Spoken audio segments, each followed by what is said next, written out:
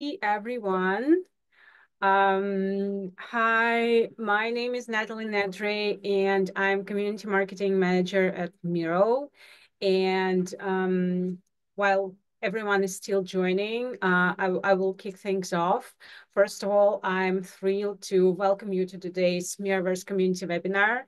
And just for those of you who are new here, Miraverse is our ever-growing gallery of more than 5,000 templates created by Mira users and for Mira users.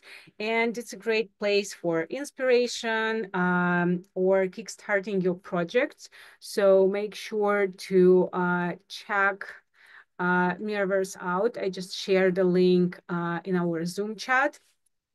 And today we are joined by one of our amazing Miraverse creators, Johanny, who will walk us through her template designed to enhance product discovery stage with the help of AI tools. And this will be especially useful if your team is just getting started with evaluating tools for your discovery process.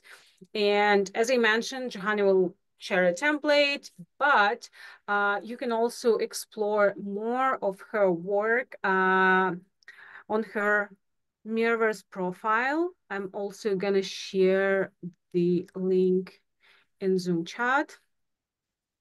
I also want to remind you that Miraverse, with the number of templates and creators, is always evolving and growing. And you can also not only explore those templates, but also create your own and become a Miraverse creator yourself. So I'm pasting a link, another link in Zoom chat for Miraverse submission page. It's a great way to showcase your expertise through templates, connect with peers like Johanny, and even get featured in our blog, events, or future webinars. And speaking about events, if you haven't caught our Canvas 24 keynote yet, I highly recommend watching the replay. It was our biggest event of the year, packed with insights on the future of collaboration, and you can watch it here. So that's it from me. I think the majority of people who wanted to join our workshop did it. On behalf of myself and the Miraverse team, thank you for being part of our community. Thank you for joining this webinar. And now let's welcome Johanny and get started. Awesome. Thank you very much, Natalie, for the introduction. And thank you, everybody, for joining us in this session. I am very excited about the workshop that we're going to have today because it's about AI, testing different tools, different applications that are out there. And I actually created a template, as Natalie mentioned, and submitted it to the Metaverse. If you're interested after the workshop, you can go and download it and test it. We're going to focus on the phase of research and ideation for the product discovery. Essentially, you will focus on the synthesis and analysis of qualitative data from user interviews. And the idea is to explore how AI can help us analyze this data quickly and obtain insights to generate potential improvements for current products, as well as identify new business opportunities. So my name is Johanny Pestalozzi. I come originally from the Dominican Republic. We speak Spanish, so you can also call me Johanny. I have 12 plus years of experience across different industries, including IT services and consulting, research, NGOs, and startups. Currently, I am supporting the Miro global community and have been there already since 2021, facilitating innovation workshops in the global community and also creating digital tools. I have a PhD in technology risk perception and acceptance, and I have specialized in human-centered AI product design. So identifying industry frameworks and user experience to create AI products more human-centric. Good. So before we start into the core, I would like us to introduce each other a little bit. I will kindly ask you to take a sticky note and write your name, your location, and your role, and place it in the area of the circles to which you feel you are more related to. So A is around know a lot about AI and Gen AI. B is have some knowledge. and Cs don't know much. So if you feel like you know pretty much about generative AI and artificial intelligence, feel free to place your sticky note on the A area and so on. I would like us to spend 3 minutes in this part, and then we will have a brief introduction of a couple of us. So you all have access to the board, and let me just bring everybody here to my section. I will briefly set the timer to 3 minutes. So let's go for it.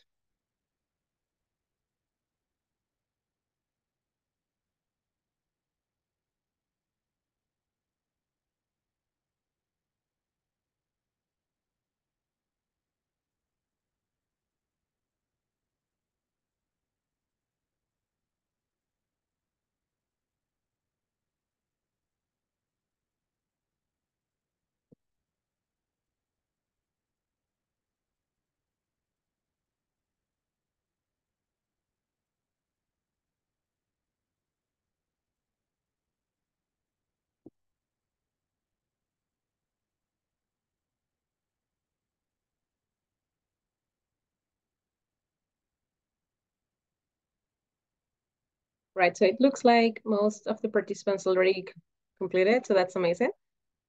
We have a couple of more seconds just for the sake of completion. Awesome. So thank you very much, everybody, for participating in this first exercise. I would like now a couple of people to unmute yourself and introduce yourself. So say a couple of words about who you are, where you are located, and your role, and maybe a bit some words about what you're expecting from this workshop.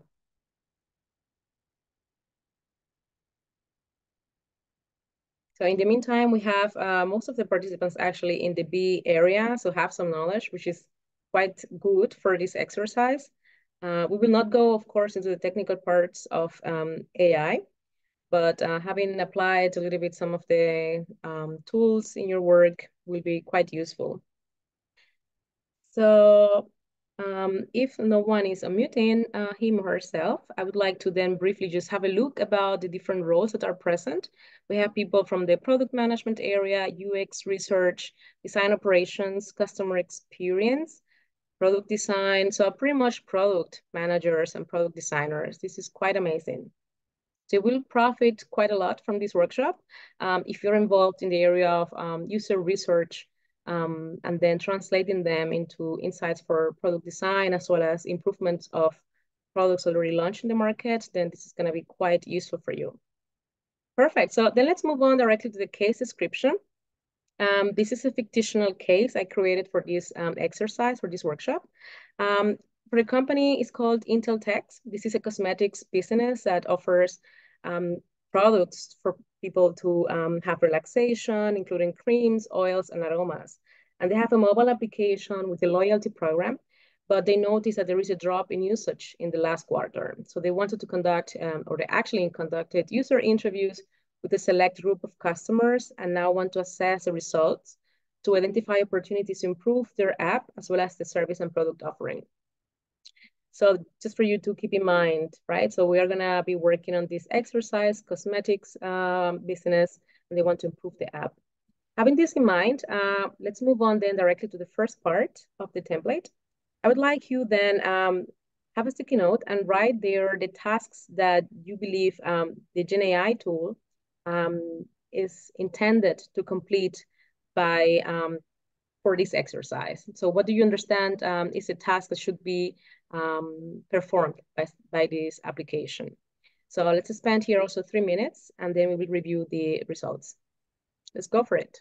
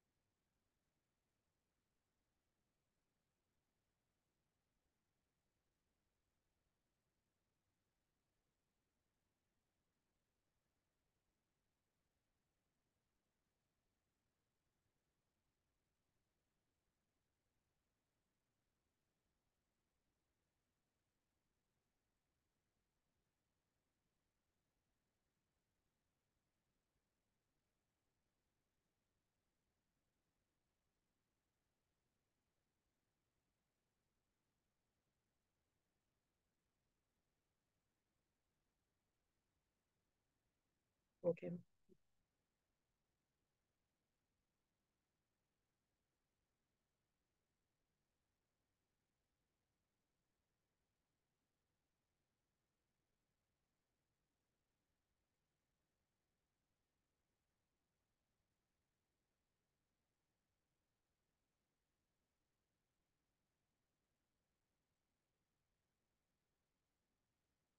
The last 40 seconds.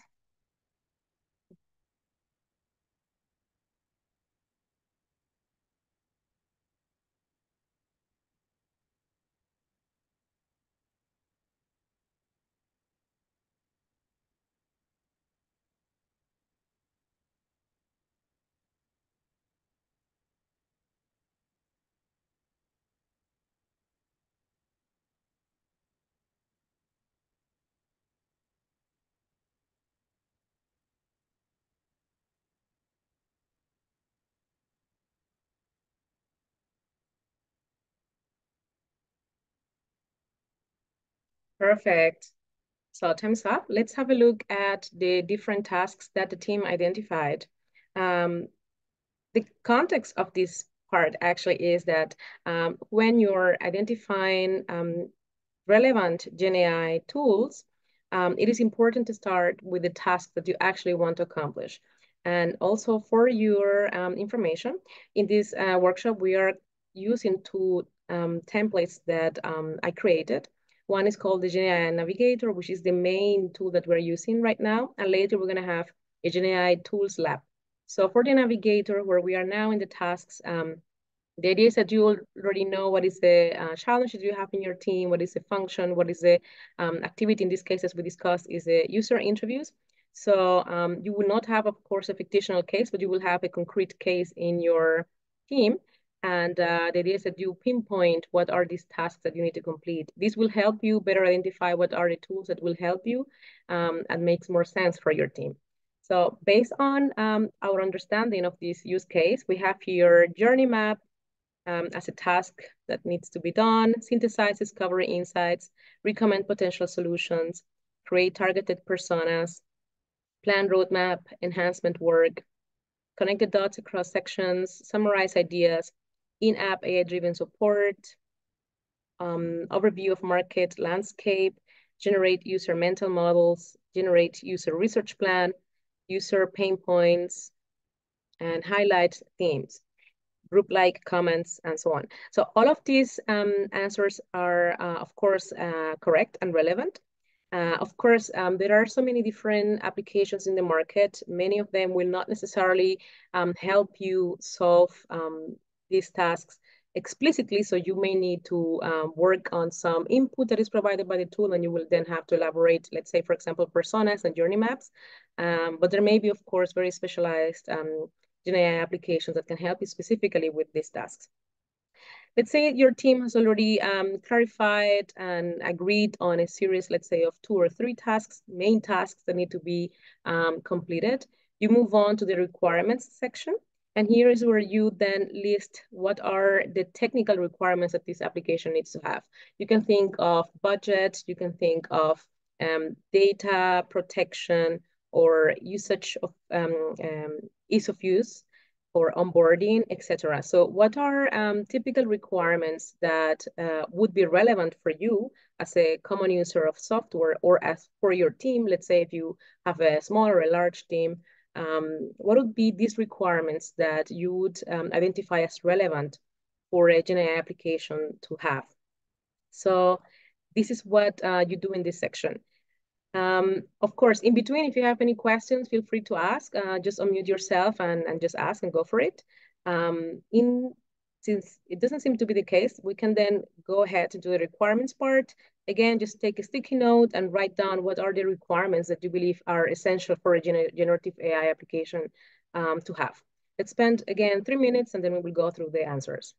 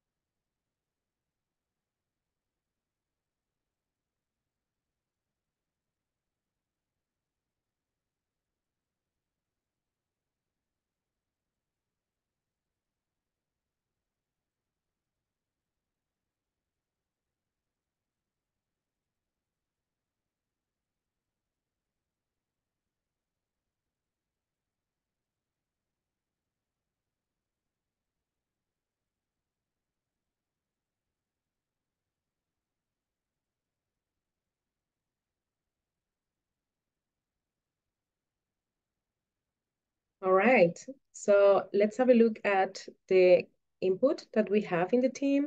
Some of the requirements include analyze and summarize the data, keep the context, driving user to solve a problem, accuracy of suggestions, cancellation rate of suggestions, available access, not running locally, data privacy, provide sources for information to be fact-checked, ingesting external data sources, voice or chat feature, understanding of user needs, projecting capability, accurate information, no hallucination, integration with other tools, reliable data, easy to use or minimal learning curve, GDPR compliant data protection, identifying resources, take training data from multiple sources, citing resources where information came from, understand user personas to synthesize research learnings, and so on. Perfect. So thanks a lot for sharing these insights.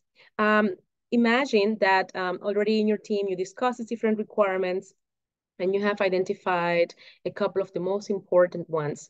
The idea is that then you use the polling widget that it was recently introduced actually by Miro. And you write here, let's say, a list of 10 of the most important requirements or the most common requirements that were identified here. You create your polling for the sake of the exercise. I selected a couple of them so that you can have a taste of what the activity is about. You select a couple of them and then you ask your team, in this case, to select the three most important requirements. So for your case, just select one requirement and we will see the three most important from all the votes in the session. So the idea is now that you go ahead in a couple of seconds, choosing the requirement you think is the most important for the GenAI tool to have when you are selecting them in the market. Let's do this for 1 minute and then we will discuss it. Let's go for it.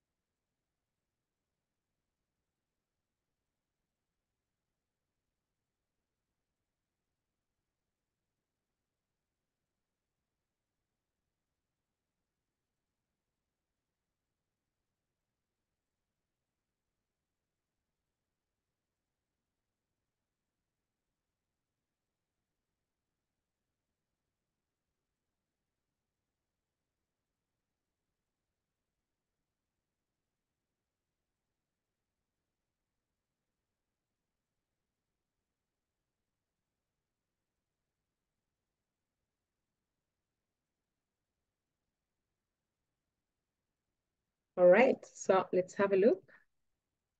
So we have here data protection and ease of use are the most important requirements, and to a lesser extent, the source of information and integration with other tools.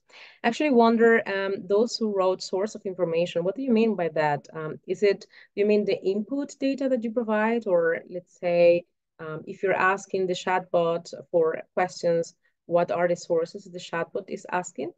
If anyone of those who wrote source of information could unmute yourself and please explain a little bit what you meant by that.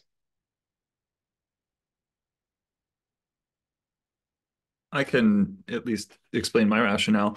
I went back and forth between source of information and data protection. But in terms of source of information, my perception of that was that the users are going to find what they're looking for. So they're looking for a beauty product for a specific reason, that they're going to get the information that they need out of the system to make a decision. And the reason why I prioritize that over data privacy, which I feel is highly questionable, was just the nature of the subject matter, right? And that I think it's if you're not actually satisfying a need, I mean, I guess it's questionable what you're even doing. If your higher priority is just protecting their information, but they're not getting anything out of it, then they shouldn't be there in the first place. But so I think that the first thing is to satisfy their goal and to make sure that it's done safely. But I saw a source of information not necessarily as where the solution would be getting their information, but that they would be providing it and that the user would be getting their information from the tool. that would be. Right. Okay, perfect. Thanks a lot. Thank you, Richard. All right, so having this in mind, it is of course important to consider who the target users are. In this case, is it our team who is gonna use a Gen AI tool, or is it our end users who is gonna interact with our application? Just for the sake of this exercise, intention was an internal tool. So essentially, let's say you have collected user input, user data, qualitative data from interviews, and then your team, let's say, are the users of this application.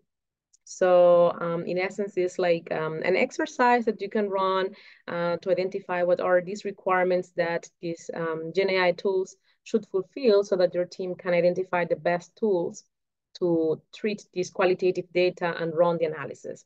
But of course, all these different requirements are essential, especially data protection here in the European area because of regulations.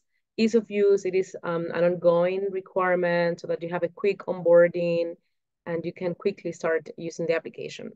So once you have these requirements clarified, the idea is that we then go into the Gen AI Tools Lab and we then run some tests. I have created an exercise for this part. Before we go there, is there any question in the room, some comments that you would like to share with the group? Feel free to do that now.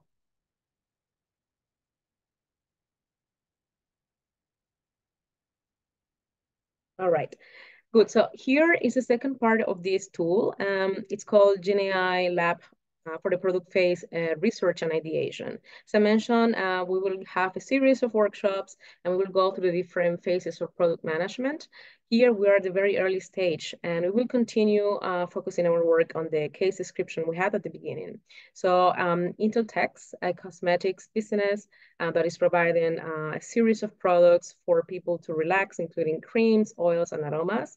They have this application with the loyalty program, and they have identified that people are not using the app quite often. They would like to enhance user interaction in the app. Now, the tasks for your team is to analyze qualitative data from user interviews. You have already identified your customer segments, you have conducted your interviews. Now you have this data and it's quite extensive. You want then an application that can help you solve this. You can quickly get your insights.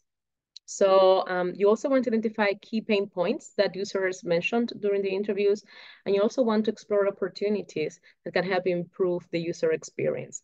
So these are the main tasks for you in terms of UX to fulfill from this data, applying these GenAI tools. For the sake of this exercise, I pre-selected these three GenAI tools, ChatGPT, Gemini, and Copilot for the execution of this task. And also I identified these prompts just to streamline the workshop. But of course, if you are using a similar workshop in your team, you can customize the prompts. So the key prompts are analyze the interview and tag key content. Since many of you are already familiar with GenAI, essentially just write or copy and paste this prompt into the applications. And then you're gonna access this user interview text. It's also GenAI created, so it's a sample transcript. You already have access to this here in the board. You simply click on this and then you click on this icon and it will bring you directly to the source, which is this Google Drive file. You can select all this information, then insert it into the chatbots connected to these prompts. The second prompt is what are key pain points? And the last one is list 5 ways to solve these pain points. Consider Intel Tech's competitors in the USA. So that's an example or a context that you are providing to the application. For you to have some idea of how it will look like, you will have some results. The application will then show you kind of an analysis of the key discussion topics and tagging the information. And then it will provide you with a list of pain points as identified by the application. And at the end, some ideas, some initial brainstorming on how you can improve the application. The idea is that you test the results of these different applications and briefly have a quick look on what you think worked and didn't work. what application may have provided you with the best, let's say, approach, analyzing the data, and also providing you relevant ideas for brainstorming that could help you improve your product, and what were also the challenges using the specific applications. You will write that in a sticky note in the conclusions section. We're going to divide the group now into subgroups. We have in the session 16 people. So I would say 3 groups of 5 plus minus 1 and 3 main groups. So there, the idea is that you have someone who can take the lead and can guide the group essentially in selecting the content and then running the prompts and then pasting the information here. And then internally in the group, you can write your ideas on how you experience the different tools in the conclusion section. So is there any question before we start the exercise?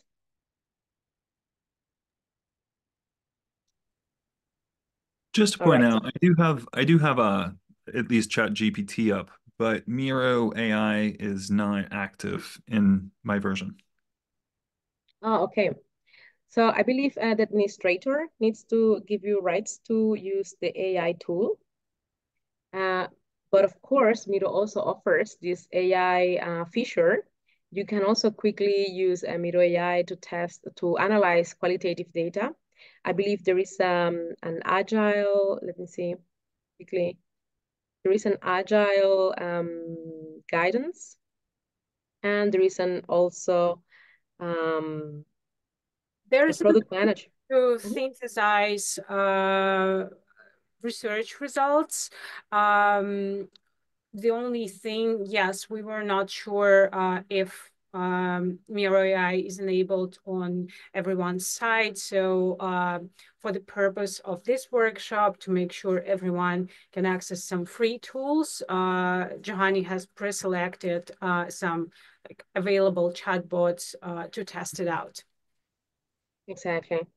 Perfect. Thank you so much, Natalie, for the clarification. Uh, as Natalie mentioned, so essentially you click here and you go directly to the application. And in the application, then you use these predefined prompts that I gave you here. And then you copy paste the user interview transcripts from Drive. And then you copy paste the results in this area so that everybody can have a look at them. Feel free to adjust the information so that it somehow can be seen all together in here. And the rest of the participants in the subgroups can have a look at what is happening and write your thoughts into what you see works and doesn't work. I provided here some questions just for you to already guide your line of thinking. For example, what worked, what didn't work, how reliable you consider the results are in terms of hallucination, how do the apps perform in the analysis, remaining questions and remarks, or any other topic that comes to your mind. So let's spend on these 10 minutes. We will go through the different groups in case you may have some questions and we will help you clarify them. Johanny, we have 13 participants right now, including us two. So how many groups shall I create? Okay, so we can do, 3 groups for people? yeah, let's do that. 3 groups, 4 people. That sounds good. Yeah, Okay. because if it's too large, then we may lose some participants, let's say. But yeah, I think 3 groups, 4 is fine. Just Good. So, open them, so I hope people can start joining. perfect. Awesome. So have fun and see you in 10 minutes.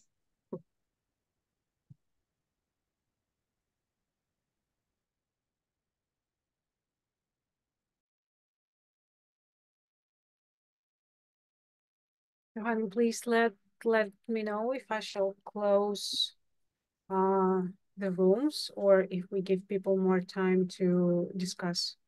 Yeah, I just extended the discussion for 5 more minutes, and I did a quick run through the different breakout rooms. I see that group 2 could speed up, catch up to the different tasks. That's fine. Mm-hmm. Now, group 1 is on its way, so I think it's fine. We have now 7:18. Mhm. What I will do is essentially, yeah, I will skip this part so that they have some more time testing the tool, but because I believe that's quite valuable, and Mhm. then jump directly into the final decision recommendations. Yeah. Okay, thanks. Mhm.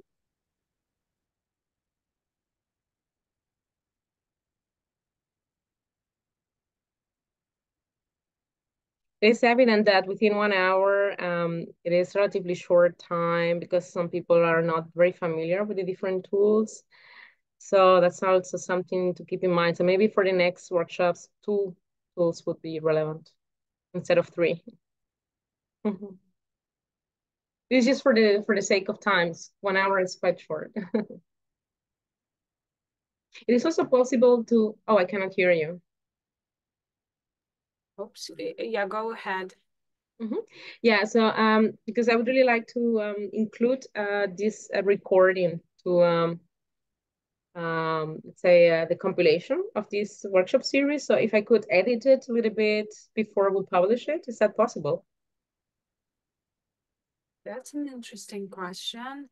What I usually do in Zoom, I can trim the recording in the beginning and in the end. It doesn't really allow editing in the middle. Right. Um, But maybe if I can download it, yeah, I can after edit. downloading, we can edit it and then we can potentially publish it on Google Drive and Okay. share the edited recording. Cool, that's amazing. So that would be super useful. Okay. Mhm. Perfect. Welcome back, everybody. Now, the ideas that we discussed, your experiences trying these different applications, and how you felt it helped you address these different tasks. So let's start with group 1. If you can, any of the participants in this group can please unmute yourself and share your thoughts on how you felt trying out ChatGPT, Gemini, and if you could get reasonable answers for the tasks that were given in this session. Okay, so we have one with a paid version of the ChatGPT and the other using the free one, and then the Gemini free version. So we compare first, well, pay versus non-pay ChatGPT. It seems that the paid one, of course, is providing a more extensive answer. You can see the pay one already there in the Miro board, which will be, sorry, this one. If you go, I mean, here, this is the one that is from the paid version, and in comparison to the one that is the Gemini free version, Mhm. indeed, it's more detailed than the pay version, but Gemini does the work. Yeah, and yeah, we didn't have time to add others, but I mean, personally, I feel like they are anyways doing the job. I don't know, Jill, if you have any other opinion for these ones. No, I thought they generally all caught the key pieces of the content, but I mean, obviously the paid was very nice, well organized, and gave you a little bit more insights that's maybe easier to use. Interesting. Cool. And did you also try different versions of the answers? You can refresh, right? We didn't. We didn't. But one thing that I was trying to share is that in the past, I was using the prompt from one to the other to kind of elaborate. So in the past, because I do research, so I was trying a lot to experiment for synthesizing data so that we can be more efficient in the team. Mhm. Not actually to do the research, disclaimer, although it's pretty good nowadays. So I would just take the answer from the chat GPT, and I will use the same prompt I use for the chat GPT, paste it in Gemini, and Mhm. then run it again and see what is the answer. And it will come far more elaborate. But then Mhm. again, when I started to pay for chat GPT, I got lazy and I got stuck Mhm. with the paid version. So yeah, All right. that was Yeah. one way that I used it in the past. With Copilot, I use it at work. I don't feel very positive in comparison to chat GPT, so that's kind of my own Oh, experience. Yeah. is there a reason behind that? Yeah, I feel like the quality of the answers is not as good or elaborate as it could be in the chat GPT. But of course, the Copilot is also bringing you references and sources and is providing already the links. So yeah, there is kind of difference between depending on the use. All right, perfect. Is your team currently using, I mean, like for all the members in your team, if you already have like, let's say, a policy towards Gen AI, let's say it is okay to use artificial intelligence for analyzing data, or it is not. Do you have some kind of like rules within your teams? Yes, excellent question. I work in education, K-12. So that's our biggest challenge. We can experiment, but we cannot internally use AI unless it's not Copilot. And within the company, we have a kind of a group. So it's kind of a trial group that uses it, but no, yeah, for privacy, because we're not data owners, we're data processors, and being Right. based in Europe and in different countries, we always get tighter to what is the German GDPR policy. Mhm. And for that reason as well, we cannot, we can experiment only if we are already using pseudo anonymized data, but Right. it's very experimental. So that's kind of for now the policy. But as for tools, I feel like we're following almost the same process as the banks. So it's very, very strict process. So it will take me 3 months or more to get a tool Okay, that's just fine. verified. So yeah, that's Okay, kind of okay. my challenge. Perfect, perfect. Well, thank you very much for this input. Thank We you. briefly need to go to the next group and then wrap up the session. So any members of group two who can briefly introduce us to your insights, what you find out, and yeah, what you got from this. So your conclusions, testing the tools. I see here you wrote So yeah, some we content. started what we did is we took the tax scene, how you laid out the exercise pretty well and straightforward for everybody. So the variability that we want to incorporate into our experiment was we used the free chat GPT and then free Gemini as well, and just use that as to be able to like kind of just compare one to one to see kind of what the outputs were.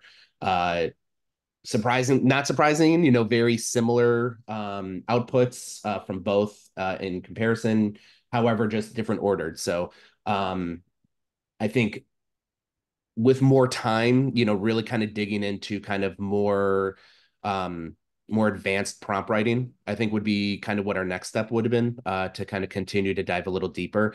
I think, this did a good job delivering like a topical response of expected, kind of breakdowns from the interview. But I think there are options to kind of, get a little more granular and then utilize that for driving work after. Mhm. Perfect. Do you use currently any of these tools in your day-to-day work? Well, actually, I'm here with a couple of fellow teammates. We're in the process of doing a cohort AI learning, and we got excited about joining this work session. Yeah. We are still in the process. I would have to look to some of my partners is like where the final accessible tool that we're allowed to use. We definitely work with a lot of regulatory issues, so privacy is Right. one of our Okay. biggest priorities. Okay, so from your experience, essentially it's regulatory aspects like the key pain point or element for implementation, or do you have any other like from your personal use, like if you are choosing any of these tools, do you have like a particular preference, let's say for the quality that you get or any other aspect? I would say I'm still figuring that out. I kind of say I have some information about this, but still needing to dig further into like what works right for me. I think a Okay. lot of this is mostly going to fall on some areas around the newest technologies are I think imperative, but at the same time, how do I be a better prompt writer to get the information that I'm looking for? Because I think Okay. a lot that information's out there, just how to access it quicker and Perfect. better. Perfect. So And I'm just prompt really writing quick is a key. on that sort of stuff too. I was going to say I've used the Figma AI on it in a couple ways, but I also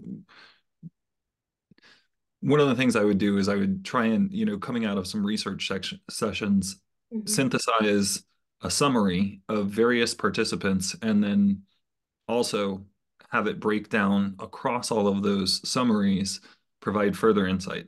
So just sort of that distillation of doing it, running it through the filters, multiple filters, and then asking it to take a look back and continuously projecting something until I arrive at, the insights I was looking for. Was that successful? Questionably, but it was a good experiment. Okay, cool. Perfect. Well, thank you very much also for sharing your insights in this session. And thank you all for participating in this workshop. I very much appreciated it, your feedback, and also testing the different tools. As I mentioned, they are the main one, the tool navigator is available in the metaverse, so you can feel free to access it. And this is it for today. Thank you once again. And we have a kind of a poll to get your feedback on your experience today. Feel free to share it with us and we will review it. And I look forward to greeting you in the next sessions. Yeah, you see the poll right now on your Zoom screens. It's pretty straightforward. And as Johanny mentioned, this will going to be a series of sessions on how AI can potentially enhance different stages of the product development process and your feedback. This is our first workshop on this topic. So your feedback will definitely help us improve the next part of the series. So we will appreciate all your answers. Thank you very much for participating. And we hope that the flow that Johanny shared will be useful so that you can repeat this exercise with your teams, maybe test out more tools, more solutions, and eventually we'll find the one that will satisfy both the research tasks that you have and the requirements that your team and your company need to meet. So thank you very much for joining. Again, please fill out the survey in Zoom right now. There are simple questions, and have a wonderful rest of your day. Awesome. Thank you very much, Natalie. And thank you everybody for joining. Thank you. Bye. Thank you. Bye. Thank you.